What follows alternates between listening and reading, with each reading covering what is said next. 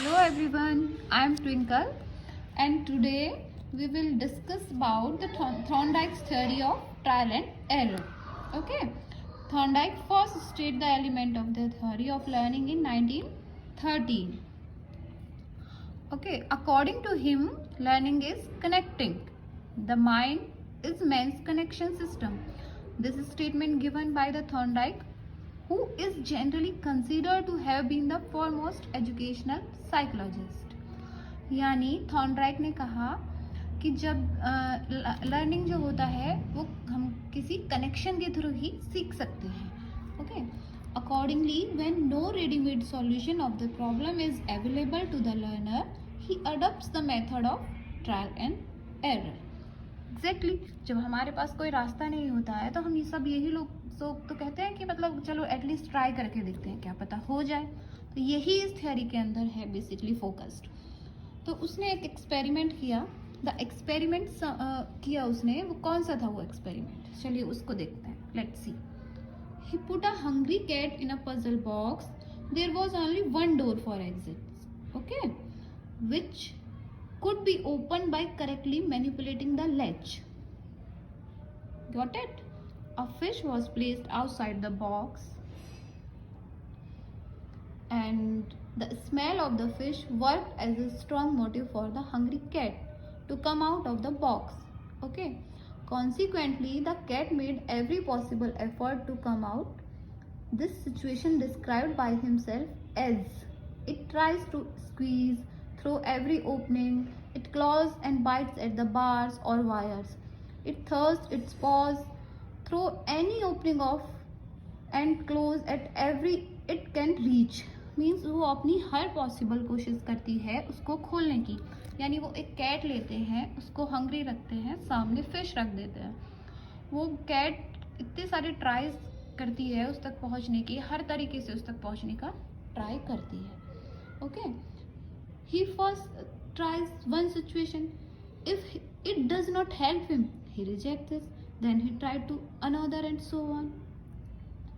Okay, in this way he eliminates the error and irrelevant responses which do not serve the purpose and finally discover the correct solution. Like cat, जैसे finally cat ने latch को खोलना सीख लिया था, इसी तरह same teaching में है कि हम पहले ट्राई करते हैं, उसके बाद फाइनली हम उसका करेक्ट सॉल्यूशन मिल जाता है हमको, उसका correct solution. Okay, thus in trial and error method the learner makes random activities and finally reaches the goal accidentally.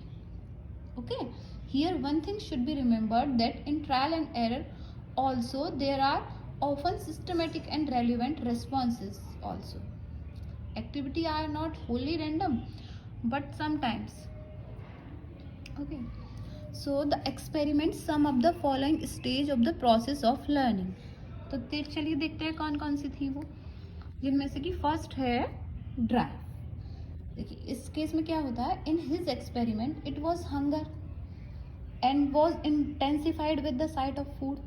अच्छा, ड्राइव क्या था इस केस में, थॉर्नडाइक के इस केस में ड्राइव था कैट की भूख. ओके, जो वो भूखी थी वही तो उसका ड्राइव था.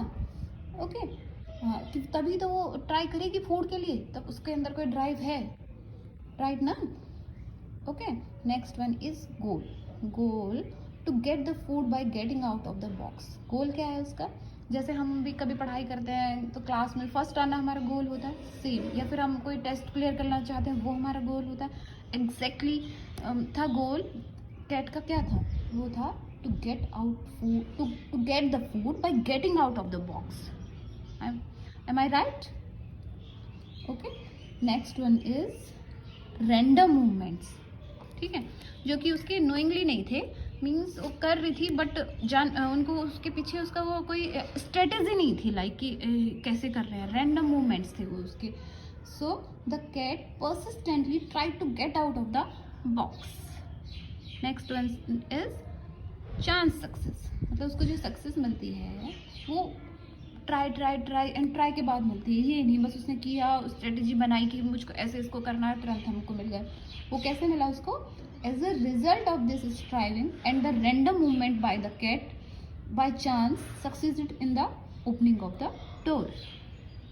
Okay, next one is selection of proper movement. अब देखिए ये क्या है. Gradually the cat recognise the correct manipulation of the latch. Okay, it selected the proper way of manipulating the latch out of the random movements. Got it.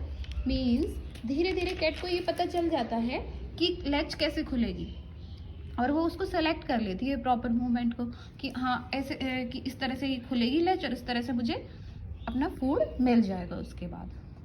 Next one is fixation. अब देखिए fixation क्या है.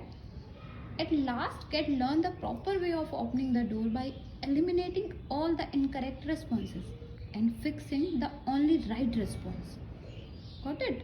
Now it was able to open the door without any error, or in other words learn the way of opening the door. समझे? Means उसको and में try करते करते अपना एक राइट पाथ मिल गया कि मुझे कैसे डोर को ओपन करना है. ठीक है, ट्राई किया, एरर किया, उसके बाद उसको फाइनली गोल अचीव हो गया अपना. तो ये है इसके ये थे जो एक्सपेरिमेंट के थ्रू हमें पता चलता है कि क्या क्या हमें उसमें प्रोसेस करना पड़ता है. ओके, जो कि थॉर्नडाइक ने हमें बताए हैं. Next one is Thorndike propound the following laws of learning. Thorndike ने हमें कुछ लॉज भी बताए हैं लर्निंग के, उन्हें हम थोड़ा डिटेल में देखेंगे. ठीक है, जो मेन 3 लॉज हैं थॉर्नडाइक के उनको हम थोड़ा डिटेल में देखेंगे कि मोस्टली यही एग्जाम में पूछे जाते हैं कि 3 ऐसे पूछ लिया जाता है कि the law of readiness given by writer का नेम बताइए. तो मेनली इन्हीं 3 लॉज को फोकस किया गया है. चलो इनको थोड़ा डिटेल में देख लेते हैं. First one is the law of readiness. Okay, it is also called the law of action tendency. ठीक है, ये चीज़ रिमेंबर करना कि इसको एक्शन टेंडेंसी का लॉ भी कहा जाता है. Which means learning takes place preparation for action. It is very essential for learning. Okay, if a child ready to learn he learns more quickly, effectively and with the greater satisfaction than if he is not ready to learn. ठीक है, सीधी सी बात है. The right movement concerning the learning situation and the learner's state of mind should be very well organized and maximum use of this knowledge. The child should also attempt to motivate the student by arousing their attention, interest and curiosity. Okay? First law अभी आपकी अच्छी तरह से clear हो गया होगा कि readiness क्या है, कि हमें किसी भी चीज़ को करने के लिए रेडी होना चाहिए. अगर हम इंटरेस्टेड हैं तो हम सक्सेस भी जल्दी पा लेते हैं, क्योंकि किसी भी चीज़ में अगर इंटरेस्टेड होते हैं तो हम उसको बहुत अच्छे से भी करते हैं और बहुत मन से करते हैं. ठीक है, ये बताया थॉर्नडाइक ने. Next one is the law of effect. ठीक है, अब इसको देखते हैं ये क्या होता है. It means that the learning take place properly when it results satisfaction. The learners derive pleasure in it. In the situation when the child meet a failure, okay, or get dissatisfaction, the progress on the path of learning is blocked. Got it? Therefore, the satisfaction and dissatisfaction, pleasure and displeasure obtained as a result of some learning ensure the degree of effectiveness of the learning. Agree? Okay. समझ आया होगा ये आपको. हम next one देखते हैं, the law of exercise, और ये लास्ट लॉ है. ठीक है, इट मीन्स दैट ड्रिल और practice helps in increasing efficiency and durability of learning. ठीक है, ऑब्वियस सी बात है कि अगर हम पुराने लोगों ने कहा भी है, practice makes a man perfect. Practice करते रहेंगे तो फाइनली हमें उसका रिजल्ट अच्छा ही मिलने वाला है. Okay, many example of this are found only in the case of human learning, like learning to drive a motor car, typewriting, singing or memorizing a poem or mathematical table and music etc. needs exercise and repetition of the various movement and actions many times. आई समझ बात की मतलब कैसे कभी कभी हम बच्चे को टेबल लर्न कराते हैं, आपने देखा है कई बार वो गलत करता है फाइनली वो सही करना उसे सीख जाता है मैथमेटिक्स में. ओके, अभी हम देखेंगे इसके एजुकेशनल इम्प्लीकेशंस क्या है, मतलब एजुकेशन में इस थ्योरी की क्या इंपॉर्टेंस है और उसको कैसे हम यूज़ कर सकते हैं.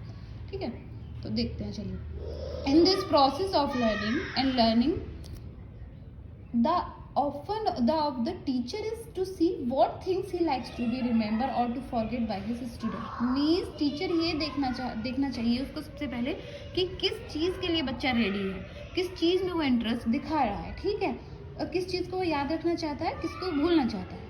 Okay. After this, he must try to strengthen the bond of connection between the stimulus and the response of these things, which are to be remembered through repetition, drill or reward. अच्छा, reward और punishment इसमें बहुत अच्छा खासा role play करते हैं. ठीक है. ओके, चलिए move to our next point. The child must be ready to learn. His interest, attitude and mental preparation is essential for smooth sailing in the teaching learning process. Okay.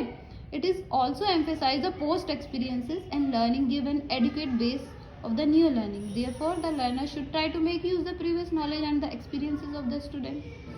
Right now, the child should be encouraged to do his work independently.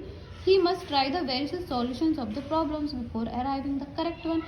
Okay, यही चीज़ें मैंने आपको पहले बताई अभी कि correct one तक पहुंचने से पहले वो बहुत सारी मिस्टेक्स करते हैं. Okay, now we can say that Thorndike theory and laws of learning have contributed a lot in the field of education and psychology. यही सारी चीज़ें हम देखते हैं कि कनेक्शन करके कैसे हम क्लास में पढ़ा सकते हैं, कैसे हम एक बॉन्ड बना सकते हैं, चीज़ों को प्रीवियस नॉलेज से कनेक्ट करके शो कर सकते हैं. यही सारी चीज़ें थॉर्नडाइक ने बताई और सीरियसली एक अच्छा रोल प्ले करते हैं बच्चे को लर्न कराने में. कि हम कोई भी चीज़ छोटे बच्चे पर ट्राई करके देखिए आप, कैसे आपको पता चलेगा कि हाँ सीरियसली ये चीज़ें अच्छा रोल प्ले करती है लर्निंग में, कनेक्शनिज्म जिसे कहते हैं हम. ओके, सो गाइज अभी हमने 2 थ्योरीज को अच्छे से देख लिया है. फर्स्ट वन इज कौन सी देखी थी हमने, पावलोव वाली, और next is trial and error. और हम इसमें लास्ट देखेंगे कनेक्शनिज्म में, कल देखते हैं उसको नेक्स्ट वीडियो में, वो होगी Skinner operant theory. Okay, thank you very much guys. And अगर आपके लिए ये वीडियो किसी भी तरह से यूजफुल हो तो प्लीज़ लाइक एंड सब्सक्राइब.